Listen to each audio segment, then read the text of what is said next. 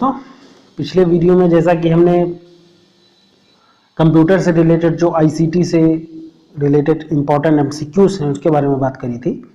तो उसी सीरीज में आज हम कुछ और क्वेश्चंस डिस्कस करेंगे जो आपके एग्जाम में आ सकते हैं या आने के चांसेस हैं जिनके। तो आइए डिस्कस करते हैं।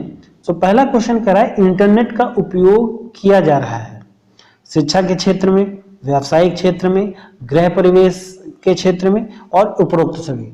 जो इंटरनेट का उपयोग है वो सभी क्षेत्रों में, गृह, शिक्षा और व्यावसायिक सभी क्षेत्रों में हो रहा है। उपरोक्त सभी ऑप्शन सही होगा यहाँ पे। बहुउपयोगी सर्च इंजन कौन सा है? जो सबसे ज्यादा उपयोग होने वाला सर्च इंजन है गूगल, याहू, बिन या उपरोक्त सभी।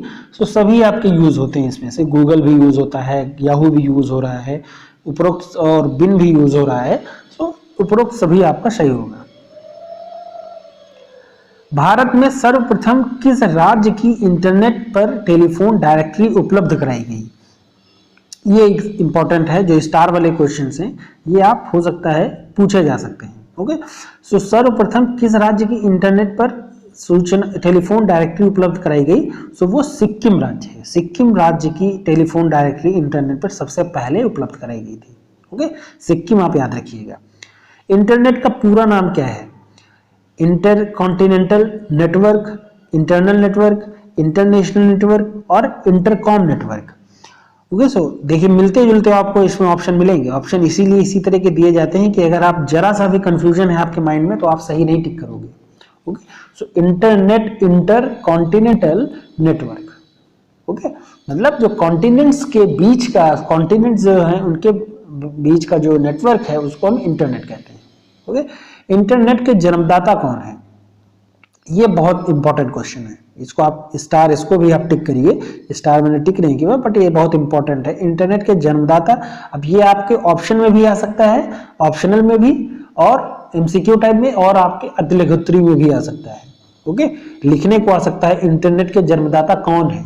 सो आपको याद रखना है लियोनार्ड कलोनरॉक और डॉक्टर विंटन जी सर्फ।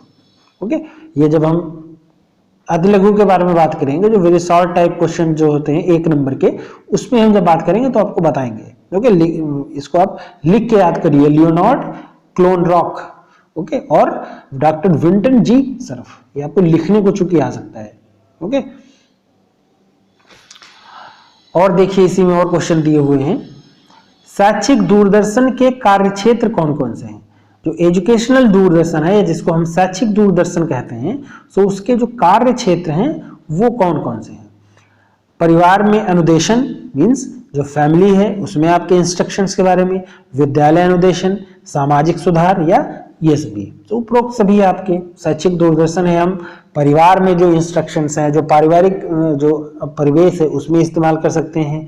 विद्यालय के अनुदेशन में, जो विद्यालय में आप रहते हैं तो वहां पे भी इस्तेमाल हो सकता है।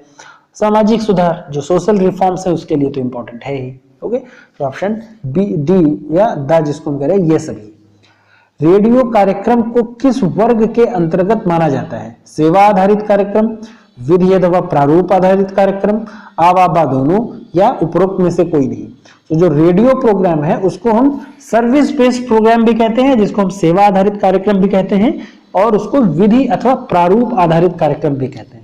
ओके, सो दोनों आपके सही होंगे यहाँ पे। शैक्षिक रेडियो की विशेषताएं कौन कौन सी हैं?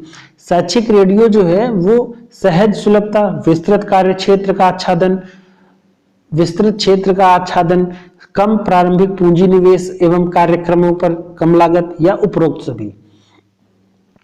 सो जो शैक्षिक रेडियो है उसकी जो विशेषताएं हैं सभी हैं इसमें। सहज सुलभता मीन्स जो रेडियो है वो आप आजकल के टाइम में सबके मोबाइल्स में आ गया है, मोबाइल में है ही, या ट्रांजिस्टर अगर हैं, छोटे बड़े वाले रेडियो हैं तो उसमें भी है आपका। विस्तृत कार्य क्षेत्र, विस्तृत क्षेत्र का आच्छादन मीन्स रेडियो से, रेडियो की जो वेव्स हैं, जो रेडियो का जो कार्य क्षेत्र है वो बहुत विस्तृत है। मतलब रेडियो की जो फ्रीक्वेंसी है वो एक फ्रीक्वेंसी काफी रेंज को कवर करती है। ओके, सो उसका जो एरिया है वो ब्रॉड है। कम प्रारंभिक पूंजी मींस बहुत कम पैसे में आप इसको अवेल कर सकते हो, और कार्यक्रमों की कम लागत मींस अगर आप एक बार रेडियो ले रहे हो तो आप उससे बहुत सारे प्रोग्राम्स को सुन सकते हो। ओके, सो उपरोक्त सभी यहाँ पे आपका सही उत्तर होगा। दूरदर्शन के माध्यम से शिक्षा प्रदान की जाती है। कौन सी शिक्षा हम दूरदर्शन के द्वारा प्रदान कर सकते हैं? औपचारिक और अनौपचारिक दोनों तरह की। ओके, जो फॉर्मल और इनफॉर्मल दोनों तरह की शिक्षा को हम दूरदर्शन के माध्यम से ट्रांसफर कर सकते हैं। ओके, अब ये देखिए इंपॉर्टेंट क्वेश्चंस हैं इस तरह के, जो फैक्चुअल क्वेश्चंस ना वो आपके एग्जाम में जनरली पूछे ही जाते हैं। तो देश में दूरदर्शन का सबसे ऊंचा टावर कहाँ स्थापित किया गया है? तो जो देश में दूरदर्शन का सबसे ऊंचा टावर है वो दिल्ली में है। ओके, ये आप याद रखिएगा। दूरदर्शन परियोजना है, ओके एक सेकेंड, दूरदर्शन की परियोजना है, देखते हैं इसका हम दूसरा पार्ट कहां पे है।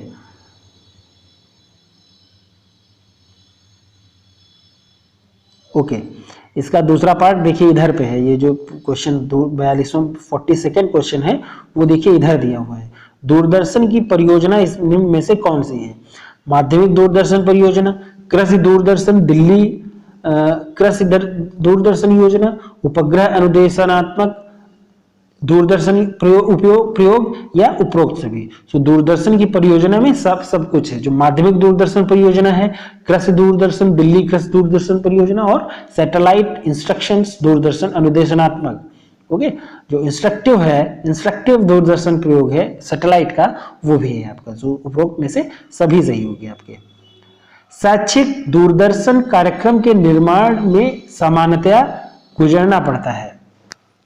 जो शैक्षिक दूरदर्शन कार्यक्रम है उसको निर्माण के कितने में सामान्यतः गुजरना पड़ता है, कितनी अवस्थाओं से गुजरना पड़ता है, ये आपको लिखना है यहाँ पे, बताना है। 2 अवस्थाओं में, 5 अवस्थाओं में, 4 अवस्थाओं में या 6 अवस्थाओं में।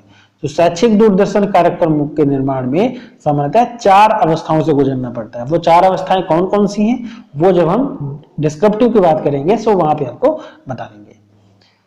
क्योंकि एग्जाम में तो आपका जब अल्टरनेटिव ऑब्जेक्टिव में आएगा तो आपको इसी तरह से दिया रहेगा 4, 5, 6, 2। तो अगर आप पढ़े नहीं होंगे तो आप लिख नहीं पाओगे। ओके, सो ऑप्शन बी जो है यहाँ पे 4 अवस्थाओं में, वो आपको सही है।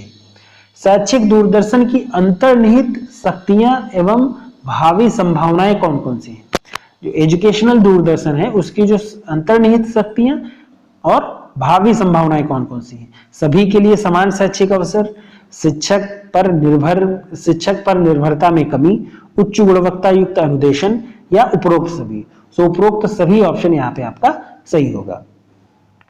शैक्षिक कार्यक्रमों के प्रसारण हेतु भारत सरकार ने सन 2000 में ईस्वी में एक शैक्षिक दूरदर्शन चैनल का शुभारंभ किया, उसका नाम आपको बताना है। तो शैक्षिक कार्यक्रमों के प्रसारण के लिए पहले वीडियो में भी हमने डिस्कस किया था, उस चैनल का जो नाम है शैक्षिक कार्यक्रमों के प्रसारण के लिए, उसका नाम ज्ञान दर्शन है। ओके, तो आप याद रखिएगा ज्ञान दर्शन इसका नाम है। एजुसैट को किस वर्ष एक कृत्रिम उपग्रह के रूप में स्थापित किया गया? तो ये एजुसैट वाला जो क्वेश्चन है ये हमने पिछले वीडियो में भी डिस्कस किया था।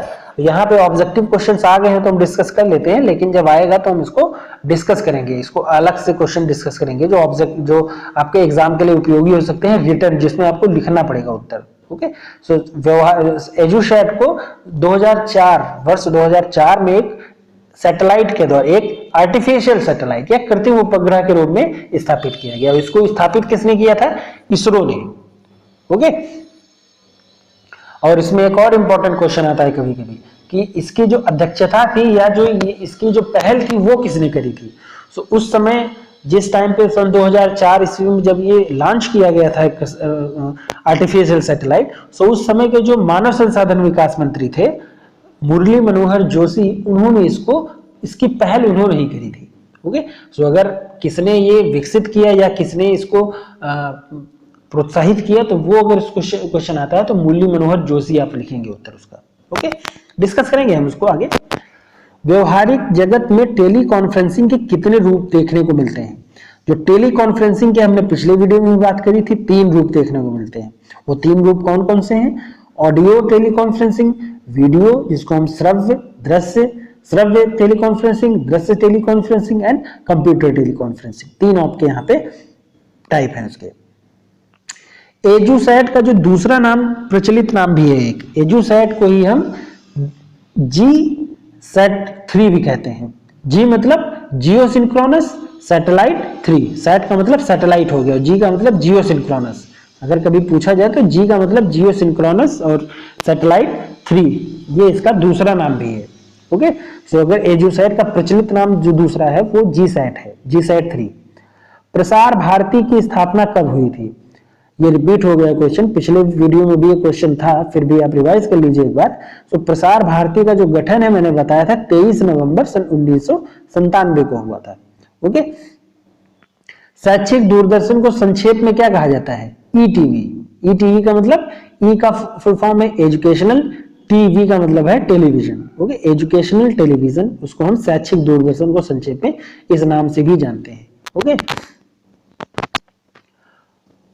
सो ये कुछ क्वेश्चंस हुए, और देख लेते हैं, या और अगले और जो क्वेश्चंस वो हम दूसरे वीडियो में आपके साथ। धन्यवाद।